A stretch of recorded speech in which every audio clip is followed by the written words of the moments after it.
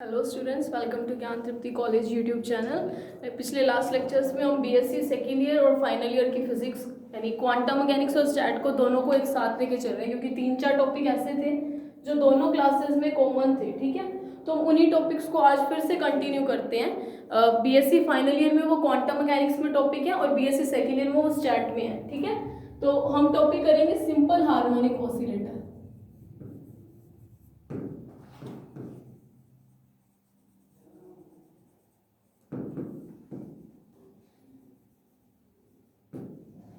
जिसको हिंदी में बोलते हैं सरल आवृत्ति दोलित्र। देखो, सबसे पहले तो इस टॉपिक को पढ़ने से पहले हमें ये पता होना चाहिए दोलित्र या ऑसिलेटर क्या होते हैं, है ना। तो देखो, एक बार एक छोटा सा एग्जांपल देती हूँ, या मैं आपको ऑसिलेटरी मोशन बता रही हूँ, दोलन गति क्या होती है। ठीक है, तो देखो, दोलन गति को समझने के लिए मैं आपको बता रही हूँ, जैसे आपने वॉल क्लॉक्स देखी हैं, घड़ी पे लगने वाली दीवारें जिसके अंदर पेंडुलम लगा होता है ना। तो मैंने मान लिया कि ये वैसा ही कोई पेंडुलम है। ठीक है, और ये क्या, वो भी वॉल क्लॉक में भी पेंडुलम फिक्स होता है, तो यहाँ पे भी वो पेंडुलम एक जगह पे फिक्स है। ठीक है, अब जैसे ही घड़ी के अंदर 12 बजते हैं तो वो पेंडुलम क्या करता है, मोशन करता है इसके अंदर। इस तरीके से मोशन होती है पेंडुलम की। फिर हर बार इसकी मोशन, यानी ये जो डिस्टेंस ट्रेवल कर रहा है, वो थोड़ी कम होती है, थोड़ी कम होती है। कुछ टाइम के बाद ऐसा आता है पेंडुलम बिल्कुल रुक जाता है। तो ऐसी गति को बोलते हैं दोलनी गति। ठीक है, इसको क्या बोलते हैं, दोलनी गति या ऑसिलेटरी मोशन। अब देखो, जैसे कि हमारे पास एक स्प्रिंग है, दोलन गति सिर्फ पेंडुलम में नहीं होती, काफी सारी जगहों में होती है। अब दोलन गति हुई क्या, माध्य स्थिति के इर्द गिर्द होने वाली गति को क्या बोलते हैं, दोलन गति। यानी कि मीन पोजीशन के along back and forth motion is known as oscillatory motion. अब ये दोलन गति सिर्फ पेंडुलम में नहीं होती, ये स्प्रिंग में भी होती है। मैंने क्या बोला, माध्य स्थिति, ये उसकी मीन पोजीशन थी। जब ये वो रेस्ट में था तब वो ऐसे था कि इर्द गिर्द, अब ये माध्य स्थिति के यहाँ पे और यहाँ पे इर्द गिर्द होने वाली गति को दोलन गति बोलते हैं। Back and fourth position, back and forth motion बोलते हैं इसको। तो देखो, ये सिर्फ दोलन में नहीं होती, जैसे कि मेरे पास एक स्प्रिंग है, मान लिया स्प्रिंग को भी ऐसे यहाँ से बांधा हुआ है। ठीक है, ये स्प्रिंग है, ये स्प्रिंग को मैं खींचा, ठीक है, इस डायरेक्शन में मैंने खींचा, किस डायरेक्शन में, इस डायरेक्शन में। ठीक है, इसको पकड़ के खींचा, यानी फोर्स मेरा किस डायरेक्शन में, इस डायरेक्शन में। ठीक है, फोर्स मैंने लगाया इस डायरेक्शन में, मैंने इसको खींचा, मान लिया खींच के मैं यहाँ तक ले आई स्प्रिंग को। यहाँ तक लाने के बाद मैंने छोड़ दिया, जैसे ही छोड़ा स्प्रिंग किस साइड जाएगा, इस साइड जाएगा। स्प्रिंग वाला तो आपने खींच के करके देखा ही होगा, स्प्रिंग गया इस साइड, यानी फोर्स लगा इस साइड, डिस्प्लेसमेंट किस साइड हुआ, उस साइड। तो आपने पढ़ा हुआ F is proportional to minus x. जो अप्लाइड फोर्स होता है, जिसको हम रीस्टोरिंग फोर्स बोलते हैं, वो किसके प्रोपोर्शनल होता है, डिस्प्लेसमेंट के। वो भी किस डायरेक्शन में, नेगेटिव डायरेक्शन में। क्यों, क्योंकि दोनों अपोजिट डायरेक्शन में। देखो, स्प्रिंग में दोलन गति कैसे है मैं आपको बताती हूँ। स्प्रिंग को ऐसे बांधा हुआ है,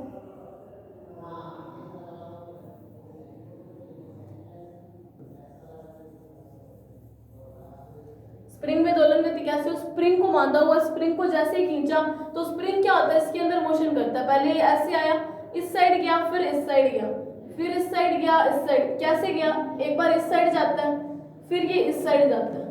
ये बैक एंड फोर्थ पोजीशन है, ये इसकी मीन पोजीशन है। मीन पोजीशन के इर्द गिर्द वो दोलन गति कर रहा है ना। तो ये हर बार इसका मोशन क्या होता है, एक बार ऐसी कंडीशन आती है जो वो आके रुक जाता है। तो माध्य स्थिति के इर्द गिर्द होने वाली गति तो दोलनी गति हुई, ये तो हमें पता चला। और उसके ऊपर लगने वाला फोर्स किसके प्रोपोर्शनल होता है, माइनस एक्स के। क्यों, क्योंकि डिस्प्लेसमेंट अपोजिट डायरेक्शन में हो। कैसे, मैंने अगर इस ऑसिलेटर को, इस पेंडुलम को यहाँ पे खींचा, मैंने फोर्स लगाया, ऐसे ऐसे पकड़ा, फोर्स लगाया ऐसे, जैसे छोड़ूंगी आएगा कहाँ पे, इधर, यानी डिस्प्लेसमेंट क्या कहाँ हुआ, उसके अपोजिट डायरेक्शन में। तो F is proportional to minus x, तो F is equals to minus k x आता है। तो restoring force minus k x के इक्वल आता है। ये छोटी सी चीज आपको इसलिए बताई क्योंकि हम क्या पढ़ रहे हैं, दोलन गति पढ़ रहे हैं। तो सबसे पहले मैं पता चला ऑसिलेटर यानी दोलित्र में गति कैसे हुई, माध्य स्थिति के इर्द गिर्द होने वाली गति को क्या बोलते हैं, दोलनी गति। माध्य स्थिति के इर्द गिर्द होने वाली दोलनी गति जितनी इस डायरेक्शन में होगी उतनी उसी डायरेक्शन में होगी, लेकिन फोर्स और डिस्प्लेसमेंट दोनों अपोजिट डायरेक्शन में। कैसे, स्प्रिंग को मैंने खींचा, इस डायरेक्शन में गया वो इस डायरेक्शन में। पेंडुलम को बाय चांस इस डायरेक्शन में खींचा, वो गया इस डायरेक्शन में। यहाँ से खींचूं, इस डायरेक्शन में खींचूंगी तो जाएगा उधर। तो फोर्स और डिस्प्लेसमेंट दोनों अपोजिट डायरेक्शन में, उसको क्या बोलते हैं, दोलनी गति।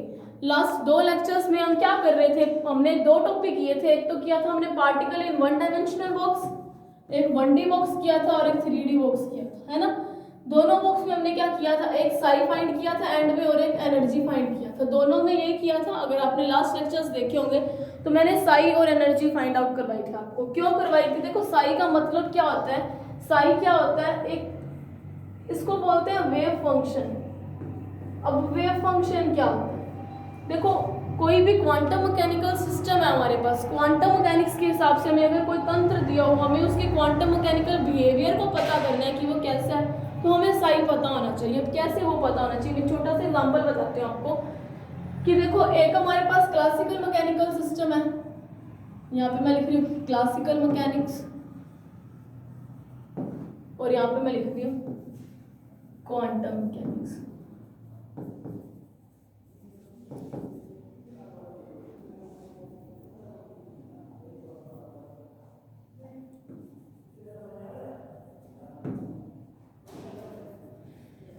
देखो क्लास क्वांटम मैकेनिकल सिस्टम में मैं ये क्यों कह रही हूँ कि हमें साई की जरूरत है, या 1D 3D और ऑसिलेटर में हमने साई क्यों निकाला, तो मैं आपको वो बता रही हूँ। तो देखो क्लासिकल मैकेनिक्स में मान लिया कि हमारे पास किसी सिस्टम दिया, कोई तंत्र दिया जिसका हमें मास दे दिया, ठीक है।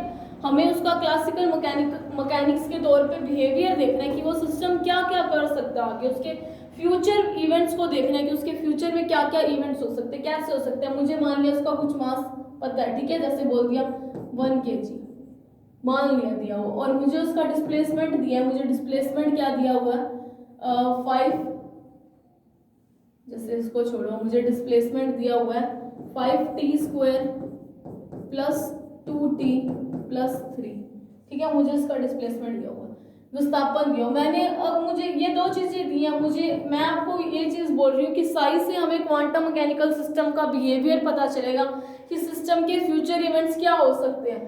तो यहाँ पे हमें फ्यूचर इवेंट्स के लिए, जैसे क्लासिकल मैकेनिक्स में m और x है, मेरे पास 2 चीजें हैं, मेरे को उसके फ्यूचर इवेंट देखने, तो मैं dx/dt कर दूंगी, तो यहाँ पे आ जाएगा 10t प्लस 2, है ना।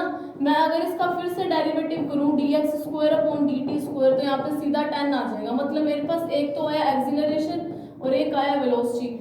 मुझे इस एक x से मुझे 2 चीजें पता चाहिए, और इन 2 चीजों से मैं आगे कितनी सारी चीजें निकाल सकती हूँ। देखो कैसे, मुझे p पता है, मोमेंटम पता है, p = mv होता है, मास मुझे पता चल गया, डिस्प्लेसमेंट से मैंने v निकाल लिया, मैं p भी उसका निकाल सकती हूँ। मतलब सिर्फ और सिर्फ इन 2 चीजों से मैंने उसके फ्यूचर इवेंट्स या उसके बिहेवियर को कैसे बताया। मैंने कहा कि मुझे अगर ये चीज पता है तो मैं उसका वेलोसिटी निकाल सकती हूँ कि फ्यूचर में उसकी वेलोसिटी इतनी हो सकती है। अगर मुझे वेलोसिटी पता है तो मुझे पता है कि मैं उसका एक्सेलरेशन भी निकाल सकती हूँ। यानी एक डिस्प्लेसमेंट से मैंने उसके फ्यूचर इवेंट को डिस्क्राइब किया, कैसे p = mv निकाला, f = ma भी निकाल सकती हूँ, उसके ऊपर लगने वाले फोर्स को भी निकाल सकती हूँ। मतलब क्लासिकल मैकेनिक्स में जिस तरीके से हमारे पास x काम कर रहा है, डिस्प्लेसमेंट काम कर रहा है, एक छोटी सी इंफॉर्मेशन ने उसके काफी सारे फ्यूचर इवेंट्स को डिस्क्राइब कर दिया, यानी उस क्लासिकल मैकेनिक्स के सिस्टम को एक्सप्लेन करने में हेल्प की। ठीक उसी तरीके से क्वांटम मैकेनिक्स में हमारे पास साई होता है, जो एक सिस्टम को एक्सप्लेन करने के, उसके फ्यूचर इवेंट्स को बताने का काम होता है। कैसे, अगर मुझे साई पता है तो मैं उसका क्या निकाल सकती हूँ, प्रोबेबिलिटी निकाल सकती हूँ। और क्लासिकल क्वांटम मैकेनिक्स एक ऐसी चीज है जो एग्जैक्ट एक्यूरेसी के साथ आपको रिजल्ट नहीं देगी, ये नहीं कहेगी कि हाँ ऐसा ही होगा, लेकिन वो हर चीज की पॉसिबिलिटी बताएगी कि पॉसिबिलिटी है, ऐसा हो सकता है। क्यों? क्योंकि हम वेव फॉर्म की बात कर रहे हैं। साई तरंग फलन, साई तो तरंग को ही बताता है ना, मतलब जैसे जैसे वेव मोशन करती है उसकी पोजीशन हर टाइम पार्टिकल की चेंज होती रहती है, इसीलिए वो एक्यूरेसी के साथ रिजल्ट नहीं देती, प्रोबेबिलिटी बताती है। मतलब जहां क्लासिकल मैकेनिक्स फेल होती है वहां क्वांटम मैकेनिक्स पास होती है। तो ये तो चीज आपके फाइनल ईयर वाले बच्चों ने स्टार्टिंग में ही किए थे कि कहाँ कहाँ क्लासिकल मैकेनिक्स फेल हुई थी और उसकी जगह पे क्वांटम मैकेनिक्स ने काम किया था। यानी क्लासिकल वर्सेस क्वांटम देखें तो आपने उसके काफी सारे एक्सपेरिमेंट्स और डेरिवेशंस पढ़ लिए हैं कि कहाँ क्लासिकल मैकेनिक्स के रिजल्ट हमें एक्यूरेसी के साथ नहीं मिल रहे थे, लेकिन क्वांटम मैकेनिक्स में मिल रहे थे। तो ये तो एक बेसिक है। टॉपिक शुरू करते हैं अपने आज वाला, तो सिंपल हार्मोनिक ऑसिलेटर, जिसको SHO भी बोलते हैं।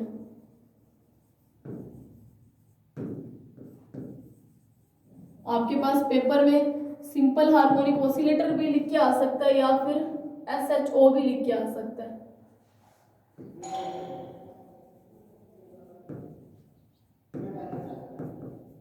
तो दोलन, मैंने आपको पेंडुलम और स्प्रिंग का एग्जांपल इसलिए दिया क्योंकि हमें दोलन की गति पता होनी चाहिए, ऑसिलेटरी मोशंस क्या होती हैं ऑसिलेशन को पढ़ने से पहले, इसीलिए मैंने आपको ऑसिलेटरी मोशन बताया। ठीक है, अब अपने को पता, अपने को क्या चीजें फाइंड करनी है, एक साई और एक एनर्जी, तो उसको फाइंड करने का एक तरीका होगा। अपने क्या यूज कर रहे हैं, श्रोडिंजर इक्वेशन, तो मुझे पता है वी नो श्रोडिंजर इक्वेशन।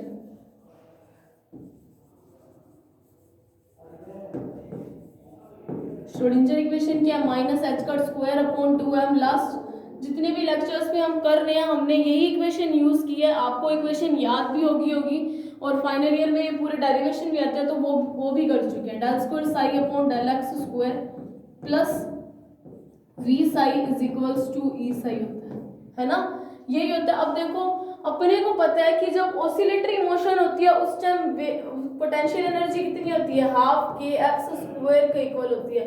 ये सारे कॉन्सेप्ट आप 11th क्लास में पढ़ चुके हो, 11th क्लास में आपने अच्छे से ऑसिलेटरी मोशंस भी पढ़ी हैं, स्प्रिंग भी पढ़ा है और रिस्टोरिंग फोर्स जो मैं आपको बता रही थी वो चीज़ें भी आपने पढ़ी हैं। ठीक है, तो जब ऑसिलेटरी मोशन होती है तब पोटेंशियल एनर्जी Pe किसके बराबर होती है, ½ kx² के, जहाँ k कितनी होती है m⍵² के इक्वल आती है। ये आप कर चुके हो 11th 12th क्लास में, तो मैं यहाँ पे डायरेक्ट रिजल्ट करती हूँ। ठीक है, -h²/2m del² ψ/del x²। आपको h कट पता होगा अब तक कि h कट क्या होता है, जिसको मैं h कट बोल रही हूँ, h के ऊपर ये छोटी सी लाइन, इसको h कट या h बार बोलेंगे, जिसकी वैल्यू होती है h/2 ठीक है, जहाँ पे h प्लैंक कांस्टेंट आप सबको पता है इसकी वैल्यू कितनी होती है, तो ये h कट है h/2, जिसको मैं h कट या h बार भी बोलते हैं कोई लोग, मैं h कट बोल रही हूँ। ठीक है, del² ψ/del x² प्लस मैंने v की वैल्यू पुट की ½ kx² is equals to e ψ, यही होता है। अब मुझे पता है मैं e ψ को अब इसको सिंप्लीफाई करना है, मैं हर पिछले लास्ट लेक्चर्स में हम यही कर रहे हैं कि हम इसको डिफरेंशियल इक्वेशन बना रहे हैं, सेकंड ऑर्डर डिफरेंशियल इक्वेशन। आपने अगर लास्ट के 2 लेक्चर देखे हैं तो आपको पता है कि हम इसी इक्वेशन को, श्रोडिंजर के समीकरण को सॉल्व करते जाते हैं, उससे हमें साइन मिलता है और फिर उसी से कुछ वैल्यूज लेके हम एनर्जी निकालते हैं, वैसा ही यहाँ पे कर रहे हैं।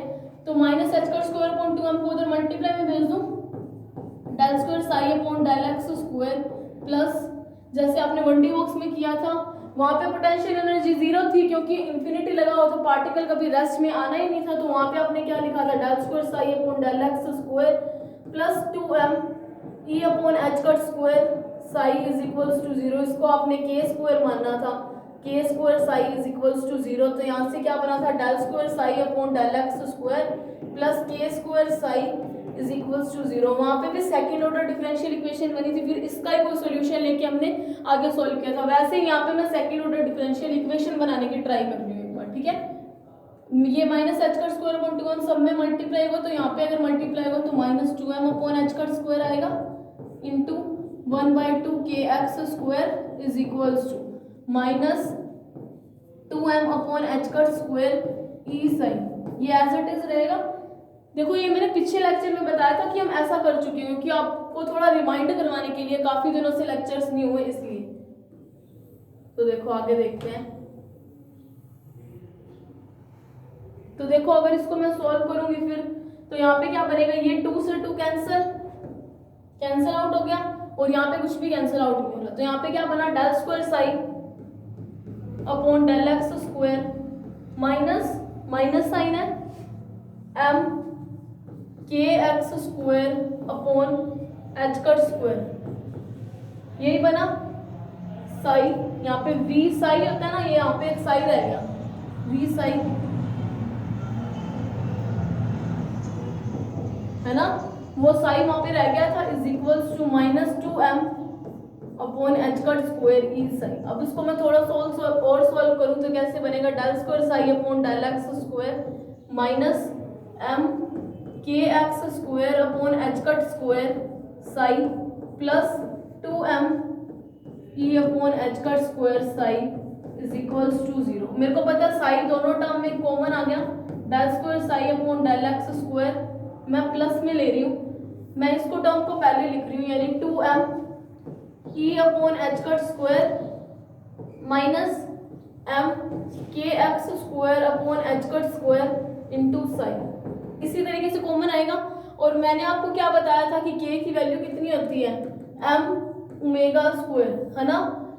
एम ओमेगा स्क्वायर होती है तो मैं ये वैल्यू यहाँ पे रख सकती हूँ, del square psi upon del x square plus 2m e upon H cut square minus k की वैल्यू रखूंगी एम ओमेगा स्क्वायर, तो एक m वहाँ पे ऑलरेडी पड़ा तो यहाँ पे बनेगा m square omega square x square upon H cut square into sine is equals to 0। One dimensional box में तो हमारे पास सीधा इसको कांस्टेंट लेट कर देते हैं, यहाँ पे अब सीधा नहीं लेट करेंगे, थोड़े से अलग तरीके से करेंगे। तो कैसे करेंगे अपने देखते हैं। मेरे पास एंड इक्वेशन क्या बनी, जो भी मैंने लास्ट बनाई है, del square psi upon del x square plus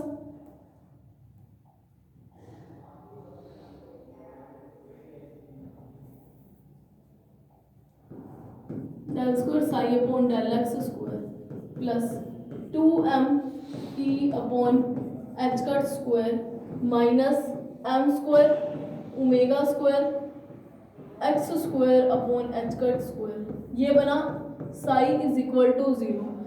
अब देखो, अब इसको सॉल्व करने के लिए जैसे वहां पे हमने वन डायमेंशनल बॉक्स में हमने क्या किया था, हमारी इक्वेशन बनी थी del square psi upon del x square plus 2m e upon H cut square psi is equals to 0। इसको मैंने वहाँ पे के माना था। सेम यहाँ पे कुछ कॉन्स्टेंट सेलेक्ट करूंगी कि इस इक्वेशन को हम सॉल्व कर ले। क्यों? क्योंकि हमें सेकंड ऑर्डर डिफरेंशियल इक्वेशन बनानी है जिसको हमने मैथ्स में सॉल्व कर चुके हैं, हमें वो सॉल्व करनी आती है, इसीलिए हम ऐसा करेंगे। तो देखो, जब इसको मैं सॉल्व करना है तो मैं मानती हूँ कि कोई अल्फा एक कांस्टेंट है या अल्फा स्क्वायर मानती हूँ जिसकी value m omega upon H cut है। ऐसा क्यों मैंने किया आपको आगे सॉल्व करने में पता चलेगा।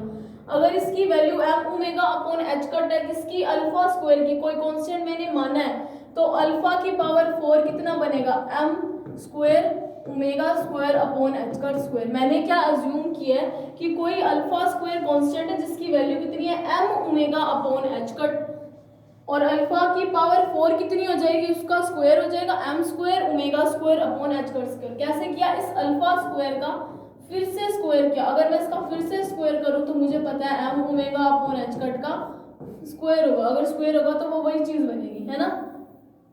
तो मैंने ये माना है, ठीक है। अब मुझे यहाँ पे भी M omega upon H cut बनाना है। अब बनाने के लिए यहाँ पे मैं एक चीज कर सकती हूँ, del square psi upon del x square let किया है, ठीक है, लेट माना कि अल्फा स्क्वायर कोई कांस्टेंट है जिसकी वैल्यू ये मैंने मानी। ये इन इक्वेशंस को सॉल्व करने का तरीका है। इन इक्वेशंस को आप हर एक पर्टिकुलर टॉपिक में, आप एक बार इस टॉपिक को ध्यान से देखोगे आपको याद हो जाएगा कि इसको ऐसे ही सॉल्व करना होता है, ठीक है।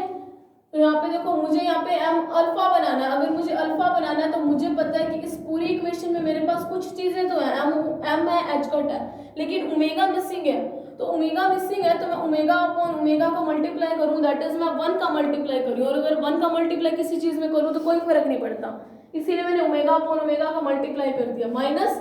और मुझे पता है इस टर्म को मैंने क्या माना, इतनी को अल्फा की पावर 4। अगर ये अल्फा की पावर 4 है तो मैंने लिख दिया x square is equals to 0। अब आपको पता चलेगा कि मैंने यहाँ पे अल्फा स्क्वायर क्यों लिया। अल्फा स्क्वायर इसलिए लिया क्योंकि यहाँ पर रूट अल्फा लिखना थोड़ा डिफिकल्ट हो जाता है, इसीलिए मैंने अल्फा स्क्वायर लिखा। मैंने कोई कांस्टेंट ही माना और मेरा यहाँ पे, अगर मैं यहाँ पे अल्फा को ये मानती हूँ तो यहाँ पे मेरे को क्या बनता, रूट में बनता। तो उसको रोकने के लिए मैंने ऐसा माना, del square psi upon del x square plus, अब मैं इसको एक तरीके से लिखती हूँ 2e upon H cut omega into m omega upon H cut. अब ये मेरे पास किसके इक्वल आया, अल्फा स्क्वायर के, जो मैंने माना था। मैंने क्या किया, 2 और e और एच कट और एक ओमेगा को एक साइड लिख दिया, एम ओमेगा अपॉन एक एच कट अलग लिख दिया, माइनस अल्फा की power 4 x square psi is equals to 0। अब मैंने जब ऐसे लिखा तो मुझे पता ये क्या बना, अल्फा स्क्वायर बना, जो मैंने वहां पे माना था, del square psi upon del x square plus 2e upon H cut omega that is alpha square जो मैंने अज्यूम किया, माइनस अल्फा की power 4 x square psi is equals to 0। अब मैं इसको कोई कांस्टेंट मान लेती हूँ, इस टर्म को, ये सारी चीजें कांस्टेंट ही है, मैंने मान लिया, लेट किया,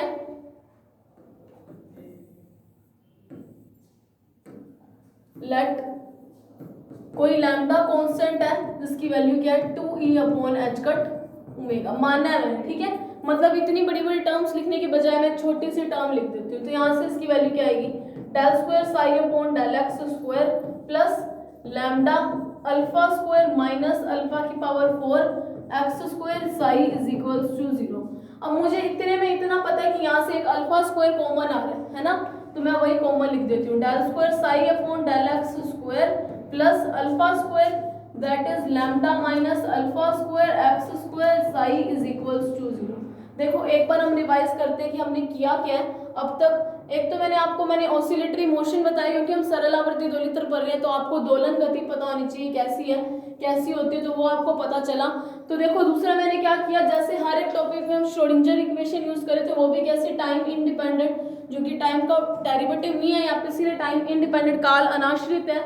या आप सीधा भी लिख सकते हो कि श्रोडिंगर इक्वेशन ये होती है, ये मैं हर टॉपिक में यूज कर रही हूँ। और इसको सॉल्व करने के लिए मुझे पता है, मुझे अगर डबल डेरिवेटिव बनाना है तो इसके साइड जितने भी कांस्टेंट्स हैं उनको साइड रिमूव करना है। अगर उनको रिमूव करना है तो मैं इसको इधर टर्म्स में मल्टीप्लाई करती जाऊंगी, और अगर मुझे इधर मल्टीप्लाई करना है, या आप एक चीज और देख सकते हो कि मैंने पूरी इक्वेशन को 2m/h कट स्क्वायर वो भी माइनस से मैंने मल्टीप्लाई कर दिया, ठीक है। और अगर आप वैसे भी देखो तो सिंपल मैंने क्या किया हुआ है, इधर भेजा हुआ क्या किया मैंने, v की वैल्यू मैंने आपको क्या बताया था, जब ऑसिलेटरी मोशन होती है तो उसकी वैल्यू पोटेंशियल एनर्जी की 1/2 kx स्क्वायर के इक्वल होती है, वो मैंने लिखी।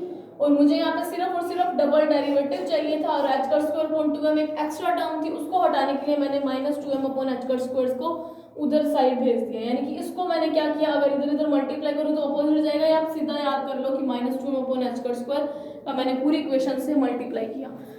जब मैंने मल्टीप्लाई किया तो इधर वाली दोनों टर्म्स आपस में कट जाती है, और यहाँ पे सारी जगह पे वो आ जाएगी। आने के बाद मुझे पता चला 2 से 2 कैंसिल हो रहा है, मैंने कर दिया कैंसिल। फिर पता चला कि k की वैल्यू हमें पता है कि क्या होती है, जो रिस्टोरिंग कांस्टेंट आता है उसकी वैल्यू ये होती है। अगर प्रत्यानयन बल नियतांक की k की वैल्यू m ओमेगा स्क्वायर होती है, तो मैंने वो m ओमेगा स्क्वायर यहाँ पे मैंने वैल्यूज हमने बाद में पुट किया। यहाँ पे मेरे को पता चला कि 2m/h कट स्क्वायर ई साई को इधर लेके आ सकते हैं, इधर लेके आए तो मैंने साई दोनों टर्म्स में कॉमन आ रहा था तो मैंने कॉमन ले लिया, और फिर मैंने k की वैल्यू रखी अगली इक्वेशन में। जब मैंने k की वैल्यू रखी तो मुझे पता है यहाँ पे m square omega square upon h cut square बना, मैंने इसको कोई कांस्टेंट अल्फा स्क्वायर मान लिया, और फिर मुझे यहाँ पे अल्फा स्क्वायर बना था इसलिए मैंने ओमेगा से ऊपर नीचे मल्टीप्लाई कर दिया। और अगर ओमेगा अपॉन ओमेगा का मल्टीप्लाई करूँ तो मैंने 1 का मल्टीप्लाई किया, कोई फर्क नहीं पड़ा। और यहाँ पे मेरे पास ओमेगा स्क्वायर बन गया। मेरे पास अभी भी कुछ ना कुछ टर्म्स आ रही थी, उसको हटाने के लिए मैंने यहाँ पे लैम्डा मान लिया कि कोई लैम्डा, और वो लैम्डा मानने के बाद मैंने अल्फा स्क्वायर कॉमन आ रहा था तो मैंने कॉमन ले लिया। तो अब देखो अब इस इक्वेशन को आगे सॉल्व करना है। अब देखो ये सॉल्व करने का प्रोसेस तो आपको याद करना ही पड़ेगा, इनका कोई अल्टरनेटिव नहीं। आप सोचो कि इसको ऐसे ही क्यों सॉल्व किया, 3D और 1D में एक अलग तरीके से सॉल्व किया, तो उसका कोई अल्टरनेटिव नहीं है। और वहाँ पे हमारे पास पोटेंशियल एनर्जी आ भी नहीं रही थी, यहाँ पे आ रही है, इसीलिए इसको सॉल्व करने का अलग तरीका। क्यों आ रही है, क्योंकि आपने देखा है कि मीन पोजीशन के अलोंग जैसे वो बैक एंड फोर्थ मोशन करेगा उसके बाद एक पोजीशन ऐसी आती है जहाँ पे वो रुकता है, और जहाँ पे हम रेस्ट में होते हैं तो वहाँ पे हमारे पास एक ही एनर्जी होती है, दैट इज पोटेंशियल एनर्जी। उस टाइम हमारी काइनेटिक एनर्जी 0 होती है, इसीलिए मैंने इस पूरे केस में पोटेंशियल एनर्जी को 0 नहीं लिया हुआ और इसकी एक वैल्यू रखी। तो अब मेरे को इसको सॉल्व करना है, तो मैं लेट करती हूँ y कोई एक वेरिएबल है जिसकी वैल्यू अल्फा x है।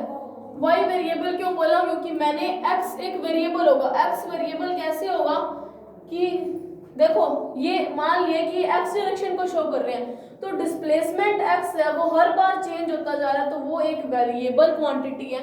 इसीलिए मैंने बोला कि मैंने y एक वेरिएबल माना है जिसकी वैल्यू क्या है, अल्फा x है, ठीक है। अगर y एक अल्फा x है तो मुझे पता है यहाँ पे क्या बनेगा, y स्क्वायर बन जाएगा इससे। अगर ये y स्क्वायर है तो यहाँ पे x की टर्म में और ये y की टर्म में, वेरिएबल्स में अलग अलग वेरिएबल में इक्वेशन कभी सोल्व नहीं होती, तो मुझे इस इक्वेशन को सोल्व करना है। मुझे del square psi upon del x square को मुझे del square psi upon del y square में बदलना पड़ेगा। क्यों, क्योंकि एक इक्वेशन में दो वेरिएबल आ गए तो हम वैसे ही नहीं सोल्व कर सकते। हमारे पास जितने वेरिएबल्स होते हैं जिनकी वैल्यू निकालनी होती है हमें उतनी ही इक्वेशंस चाहिए होती है। जैसे कि मैं एक एग्जांपल बताती हूँ आपको, ये एक रफ वर्क मान लो आपके पास एक इक्वेशन है x square plus y square is equals to 20, ठीक है। अब इसी एक इक्वेशन के बेस पे क्या आप एक्स स्क्वायर और वाई स्क्वायर दोनों की वैल्यूज निकाल सकते हो? नहीं निकाल सकते। क्यों? इसको सॉल्व करने के लिए आपके पास कोई दो इक्वेशन चाहिए। मान लिया आपके पास 4x² minus 4y² is equals to 4। अब इस इक्वेशन को सॉल्व कर सकते हो। मान ये लाइन कैसे सेटिस्फाई हुई कि मेरे पास दो वेरिएबल थी, एक x और एक y, और इसको मैं एक सिंगल इक्वेशन के बेस पे कभी भी सॉल्व नहीं कर पा रहे हैं। हम x² plus y² is equal to 20 के बेस पे मैं ना x की वैल्यू निकाल पाऊंगी ना y की, एग्जैक्ट वैल्यू नहीं निकाल सकते। आप ऐसे तो निकाल सकते हो 20 माइनस y² निकली x² की, फिर y² एक वेरिएबल आ गया उसकी वैल्यू आपको नहीं पता। तो एक वेरिएबल, जितने वेरिएबल होते हैं उतनी ही इक्वेशंस चाहिए उनकी वैल्यूज को निकालने के लिए। मेरे पास एक इक्वेशन में एक तो y² आ जाए, एक जगह पे x² आ जाए, तो उस इक्वेशन को सॉल्व करना मुश्किल है। अगर उसको सॉल्व करना मुश्किल है तो हम एक काम कर सकते हैं कि हम इसी del² अपॉन del x² को मैं del y² में बदल सकती हूँ। कैसे बदल सकते हैं वो अपने देखते हैं। मेरे पास ये y की वैल्यू मैंने मानी है, तो मैं मान लेती हूँ del y upon del x is equals to, अगर मैं इसका with respect to x partial differentiation करूं तो उसकी वैल्यू सिर्फ अल्फा आएगी। क्यों? क्योंकि del x upon del x is 1। तो मैंने ये क्यों निकाला आपको पता चलेगा, आगे इसको मैं यूज करूंगी। मुझे क्या चाहिए, del² psi upon del x² को किस की टर्म्स में लेके आना है, y की टर्म्स में। तो y की टर्म्स में लाने के लिए मैं अगर del psi upon del x, ठीक है, इसको मैं क्या करूं, del psi upon del x को मैं del y upon del y से मल्टीप्लाई कर देती हूँ। अगर मैंने इसको मल्टीप्लाई किया, मैं इसको थोड़ा सा सिंप्लीफाई करूं, मैं इसको ऐसे लिख सकती हूँ del psi upon del y into del y upon del x लिख सकती हूँ। इसको ऐसे लिख दिया और इन दोनों को ऐसे लिख दिया मैंने। अगर मैं इसको ऐसे लिखूं तो मुझे पता है मेरे पास del y upon del x की एक वैल्यू पड़ी है, that is alpha del psi upon del y। तो del psi upon del x की वैल्यू किसकी टर्म्स में आ गई, y की टर्म्स में। देखो किया क्या है, एक बार अल्फा स्क्वायर कांस्टेंट लिया, उसकी वैल्यू मैंने रखी, फिर लैम्डा लिया, मैंने y मान लिया अल्फा x है, और यहाँ पे अगर मैं y² लिखती हूँ और यहाँ पे मेरे पास x की टर्म्स में है, तो उस इक्वेशन को सॉल्व करना मुश्किल है, उसको सॉल्व करना मुश्किल है, इसीलिए मैं इस तरीके से सॉल्व कर रही हूँ। तो अब देखो, अब आगे देखो मेरे पास क्या है, del psi upon del x की वैल्यू तो आ गई, जिसकी वैल्यू क्या है alpha del psi upon del y।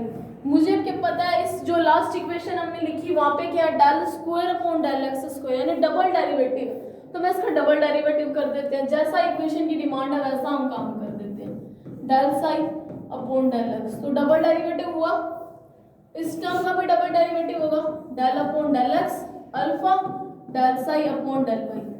Double derivative किया तो मैं यहाँ पे भी क्या करती हूँ, del y upon del y का ऊपर नीचे मल्टीप्लाई करती हूँ, तो मैं यहाँ पे लिख दूंगी del y इंटू इसको, इस वाली टर्म को इधर लिखा, इस वाली को उधर लिख रही हूँ, alpha del psi upon del y into del y upon ये del x इधर लिख सकते हैं, ऐसा हम कर सकते हैं। मुझे पता है del y upon del x की एक वैल्यू हमारे पास गिवन है, वो हमारे पास क्या है अल्फा, ये del y upon del x की वैल्यू मैंने यहाँ पे निकाली अल्फा, और यही वैल्यू मैं यहाँ पे पुट कर रही हूँ। अगर मैंने यहाँ पे रखा अल्फा, यहाँ पे है del by del y alpha del psi upon del y into एक अल्फा, इसकी वैल्यू रखी, तो यहाँ पे बना del by del y into alpha square del square psi, sorry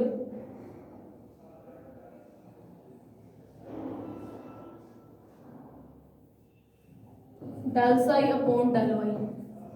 तो यहाँ से क्या बना, अब मैं अल्फा एक कांस्टेंट है तो उसका तो डेरिवेटिव कुछ करना ही नहीं, कांस्टेंट बाहर आ जाता है, alpha square del square psi upon del y square, या यहाँ पे क्या बना del square psi upon del x square.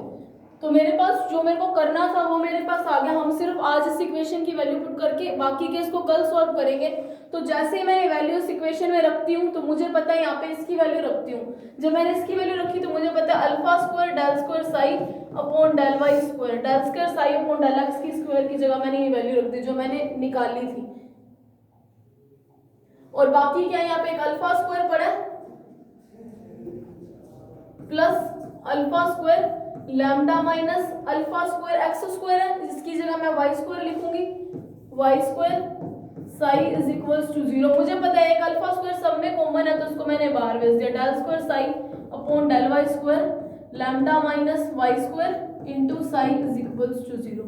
तो आज के लिए आप सिर्फ इतनी इक्वेशन को नोट डाउन करके देखो, और इस इस लेक्चर को आप एक बार और देखोगे तो आपको पता चलेगा इस इक्वेशन को कैसे सोल्व करना है वो हम बाद में करेंगे। एक काम हमारा क्लियर हो कि हमारी डबल डेरिवेटिव इक्वेशन बनी और इसको सोल्व कैसे करना है तो हम नेक्स्ट लेक्चर में करेंगे। So thank you for watching this lecture.